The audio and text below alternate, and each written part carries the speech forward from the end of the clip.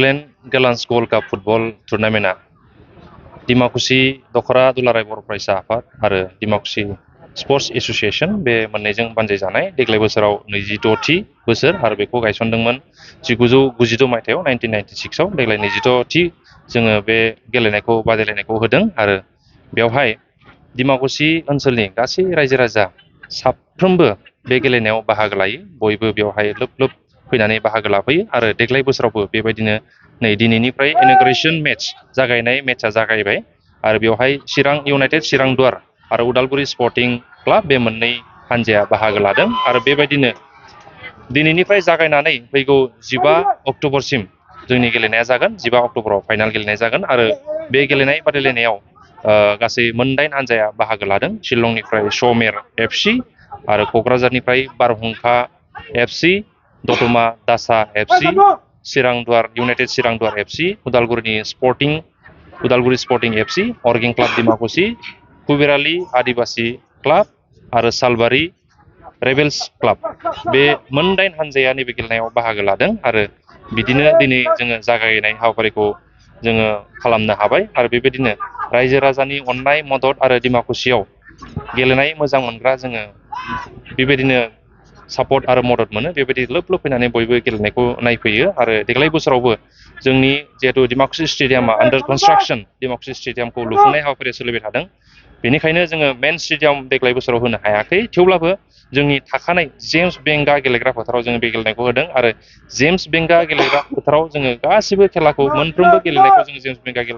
गेलेग्रा फोथारावनो खुंगोन नोंथांमोन बयखौबो बे गेलेनाय बादायलायनायखौ नायनो फैनो थाखाय गुरै खावलायहरबाय नायगिरि बिथांमोननि थाखाय जोंनि मेन स्टेडियामा जिहेतु आन्डार कनस्ट्राक्सन नैबे जेम्स बेंगा गेलेग्रा फोथारा एसे फिसा थेवब्लाबो जोङो रायजो राजा नोंथांमोन बयनिबो थाखाय नायनो थाखाय सुबिदा खालामनाय जादों चेयारनि बेबस्था आरो हाबनो थाखाय जोंनि जि थाखानाय बेबस्था बे बेबस्थाखौ जोङो उन्नत खालामनाय जादों आरो जोङो टिकेटबो लायो थांनाय बोसोर सिलभार जुबिलिखाय जोङो टिकेट लानाय जायाखैमोन खिन्थु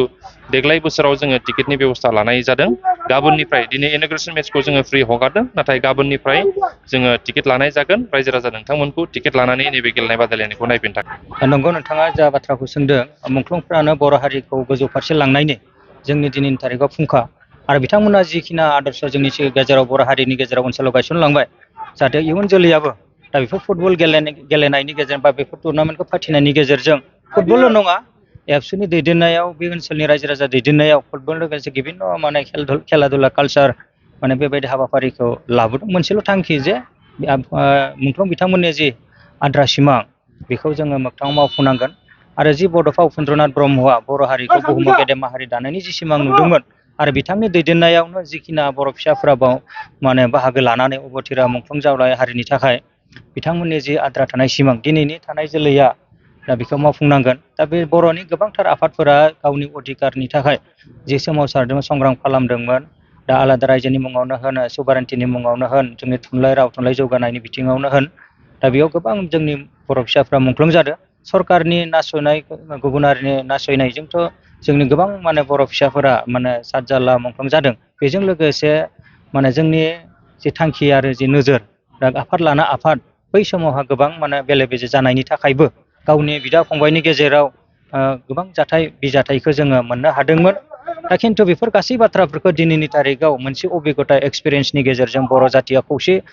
दावगालांनो थाखाय आगान सुरदों दा बे संग्रामनि गेजेरजोंनो जोङो 91आव बिएसि मोनबाय 2003आव बिटिसि मोनबाय 2020आवहा जोङो बिटिआर मोनबाय खिन्थु जोङो बे मोनथाम सक्तिनि गेजेरैबो बर'नि जि गांनाय राजनिति अधिकार ससियेल राइट्स बेफोरखौ जोङो मोनफुंनो हानाय लामाफोरखौ जोङो क्लियारै नुनो मोनाखै न' डाउट जोङो इनफ्रास्ट्राक्चार होनना बुङो एसे एनै जोङो दावगादो खिन्थु बेनि आल्टिमेट गला जाबाय जोंनि मुंख्लंफोरनि बड'फानि सिमाङा जाबाय जे बर'फोरखौ गायसंनांगौबा जोंनो आलादा न'खर नांगौबा जोंनो भारतनि संबिधाननि सिङावनो आलादा रायजो बड'लेण्ड मुंजों जोंनो सेपारेट स्टेट नांथारगोन दा बे थांखिखौ लानायजों लोगोसे दिनैनि तारिखआव जोंनि राव थुनलाइखौ सोरजिनाय बा राव थुनलाइखौ माने गोजौ फारसे दावखांनायनि मोनसे प्लेटफर्म जोङो बुंनो हायो बे 29थि गेलेन्स काप मा होनना बुंदों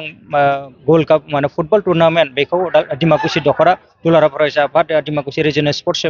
एसोसिएसन बेयो मोनसे अदालगुरि जिल्लानिल' जानानै थायाखै बेयो अल इन्डिया लेभेलनि मोनसे मुंदांखा माने टुर्नामेन्ट आरो बे टुर्नामेन्टआ दिनै बे टुर्नामेन्टनि गेजेरजों जोंनि ओनसोला जोंनि जिल्लाया जोंनि बर' मानसिया माने बुहुमाव माने मुंदांखा जानो थांगासिनो दङ आरो बे टुर्नामेन्टनि गेजेरजों जों नुबाय जोंनि राव थुनलाइ हारिमुवा गोसारदों मानो होनबा बे टुर्नामेन्टआव जोङो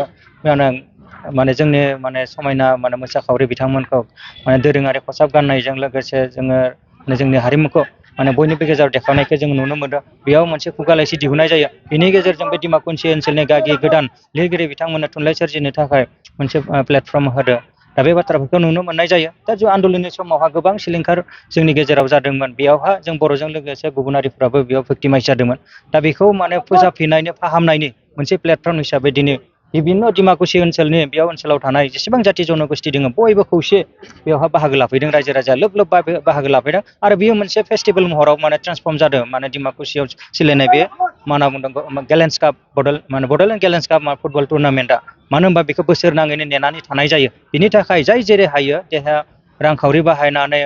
मेलेम गोसो मेलेम गासैखौबो बाहायनो हायो फारसेथिं गुबुन फारसेथिं जाहैबाय जायफोरखौ दिनै इयुन फरायसा जायफोरखौ बर' जाथिनि इयुन लिडार न'खर संसार सामलायनाय दैदेनगिरि जागोन होननानै सानदों बिथांमोना दिनै समनि फाखनाव माने गोरिब न'खरनिनो जा गोनां न'खरनिनो जा जौ जुवा ड्राग्स जायफोरा 15-16 बोसोर बैसोनि बेफोर समाज बेरेखा खामानिफ्राव मुखुब जानाय नुदों दा बेखायनो जों बेफोरबायदि टुर्नामेन्टनि गेजेरजों जाहाथे गथ'फोरखौ माने जोंनि लाइमोनफोरखौ मोजां मोजां टिम लाबोनानै मोजां मोजां गेलेगिरि लाबोनानै जाहाथे नायनानै थुलुंगा मोनो दा बे मोनसे परिबेस जोङो खालामनो सानदों जाहाथे जोंनि समाज बेरेखा खामानिफोराबो बेफोरबायदि हाबाफारिनि गेजेरजों फुटबल टुर्नामेन्टनि गेजेरजों जाहाथे जोङो फोस्रांनो हायो आरो दुलाराय बर' फरायसा आफाद हिसाबै दिनैनि थारिखआव खौसे जोङो जेनै बे खामानिखौ मावबाय थानाय जादों मोनसे समाव जेरै NDFB भलुन्टियार्स फर्स BLT एबसुनि दैदेनगिरिखौ जेनेबा साननाय हनाय माने गोरोबलायामोन खिन्थु दिनैनि तारिखआव ओरैबायदि खामाल मोजां दिनै जोंनि जेनेरेसना दा बैफोर लिडारफोरा दिनै एखे जौस्राङावनो नोंथांमोना दिनै नुनो मोनदों नोंथांमोननि माने भिडिअ'आव माने बिथांमोना नुजादों बियो थाखाय खोब मोनसे आदर्श मोनसे जादों जोंनि बर' हारियाव खौसेथि गायसननायनि थाखाय आरो बेजों लोगोसे जाय न'खरा दिनै NDPनि मुङाव BLTनि मुङाव एबसुनि मुङावहा जानो मुंख्लं जादोंमोन बिथांमोनाबो एखे प्लेटफर्मावनो माने एबसुनिखौबो NDPनि न'खरा बावदों NDPनिखौबो एबसुनि न'खरा BLTनि न'खरा दिनै बिथांमोना खौसे आगान होदों खिन्थु बिथांमोननि जे आगोमा जिउ बावनानै हारिनि थाखाय अबदान होलांनाय बिनि थाखाय जोङो सुखुहायै खहा जानानै दङ थेवब्लाबो बिथांमोनाबो दिनै गावसोरनि गोसोनि दुखु दाहा खस्थ'फोरखौ दिनै नेवसिनानै जातीय स्वार्थआव दिनै स्रें बर' जातिजों गसंफादों खिन्थु बर' जातिया बिथांमोननि थाखाय जिखिना होनांगौ जोथोन लानांगौ बेखिनिखौ जोङो हानायखौ नुवाखै दा एबसु हिसाबै जों बेखिनिखौ फिल खालामो बेखायनो दिनै सरकार मोनसे दङ बेखायनो मोजाङै जाहाथे जाय जे हायो माने बेबस्था माने फरायनाय जुदि सोरबा मुंख्लं न'खराव दङब्ला बिथांमोननो साख्रि बाख्रि होनांगौ जायफोरा गैला जायफोरखौ माने मुंख्लं जानाय बिथांमोनानो न'नि गारजेनमोन बिथांमोनखौ जाहाथे थालांनाय सोद्रोमाफोरा जाहाथे नायफिननो हायो बे बाथ्राखौ नोजोर लाखिनांगौ आरो उननि समाव जिखिनि हाबाफारि दङ जाथि दानाय माने बड'लेण्ड रायजो सोरजिनाय इयुन जोलैखौ जोथोन लानायनि थाखाय एबसुआ सान हर खामानि मावगासिनो दङ फुटबलनि आन्डार 30निफ्राय लानानै आरो बेबायदिनो फुटबलनि अनगायैबो जों गासै गेलेमु बिथिंफोरखौ हकि काबादि माराथन बेफोर जोंनि बोसोरारि जथुमा जोंनि थुनलाइ सोरजिनाय बोसोरारि जथुमा खुगा लाइसि दिहुननाय हाबाफारि बेफोर सोलिगासिनो दङ फारफ्रोमनिबो खामानिया सोलिगासिनो दङ जे आन्दलननिफ्राय जि मोनसे हारि दाफामफिननाय माने इनफ्रास्ट्राक्चारनि खामानिया दायो बे समावहाय सोलिगासिनो दङ होनना बुंनो हायो आरो बेखौ दिनैनि तारिखआव एबसुनि आफादगिरि दिपेन बर' आरो एबसुनि गाहाय नेहाथारि खोरोमदाव माने बसुमतारी बिथांमोननि दैदेननायाव एबसुआ गोख्रों माने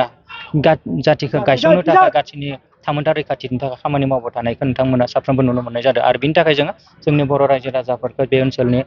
रायजो राजाखौ जोंनि जाहाथे खामानियाव जाहाथे मदद होयो बेखौ जोङो एबसुनिफ्राय खावलायनाय होबाय BTCनि गोहोआ दा सिमा बारायनाया बिटिआर सुक्तिनि मोनसे दफामोन 6.3 दा बियो जोंहा सानजाहा माने हलंगिसिम बारायनांगौ मोननै जिल्ला जानांगौ 40 60 समस्ति जानांगौ जोंनि माने अधिकारफोरा